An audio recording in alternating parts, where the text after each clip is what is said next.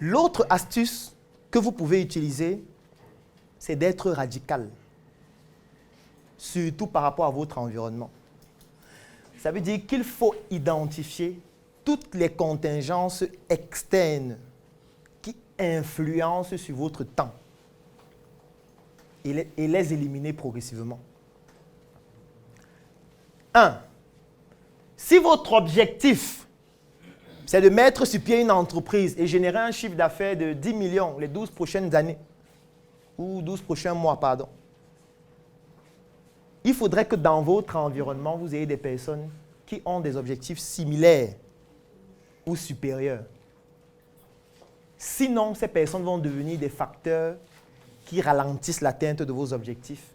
Parce qu'ils vont faire en sorte que leur gestion du temps influence votre gestion du temps. Je vais prendre un exemple. Vous avez un ami, lui, son objectif, c'est de boire. Et il aime boire. Il veut être le meilleur buveur de Yaoundé. Et vous êtes son ami. Vous voulez créer votre entreprise, générer 10 millions. Lui, quand il veut boire, il ne veut pas boire seul.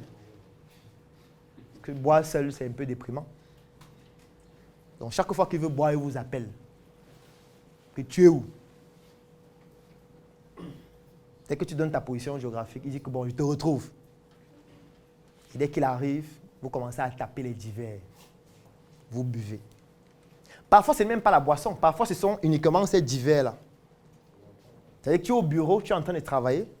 Et puis, quelqu'un arrive. Il dit, voilà, est-ce que Christelle est là? On dit oui, elle est là. Ok, dites-lui que son ami est là. Toi, tu vois la caméra, tu vois qu'il est là. Tu dis, faites-le entrer. Tu sais que c'est une journée de perdu.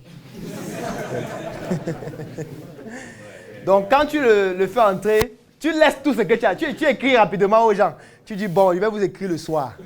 On cause le soir. Dès que la personne s'assoit, la personne tape les divers. C'est comment? Est-ce que ça marche même ton business?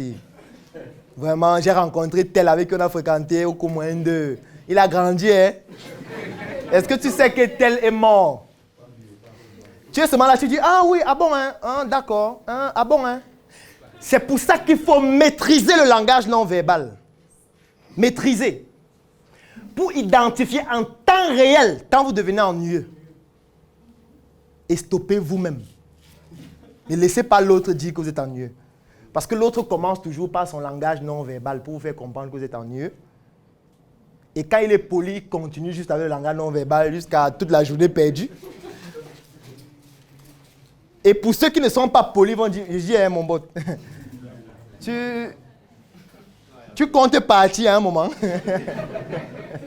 Moi, j'ai du travail là.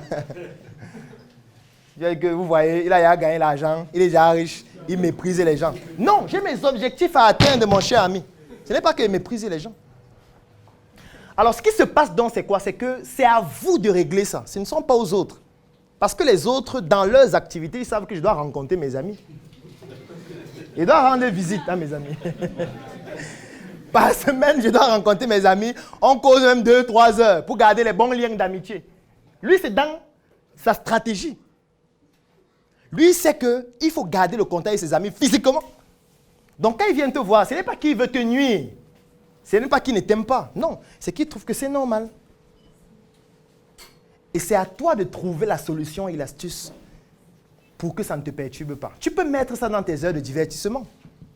Si tu sais que tu as 1h30 de divertissement, ok, 1h30 aujourd'hui de divertissement, j'ai consacré ça au débat.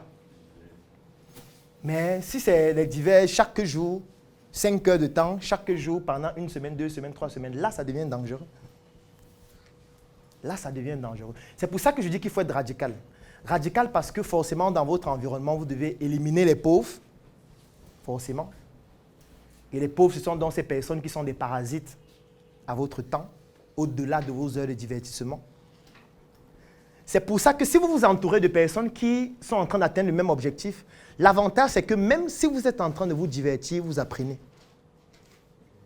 Parce que vous vous imaginez, si vous voulez mettre sur pied une entreprise qui fait dans l'agro-industrie, et vous avez un ami qui est un agro-industriel qui fait un chiffre d'affaires de 5 milliards par an, et que vous vous rencontrez, vous êtes dans les divers.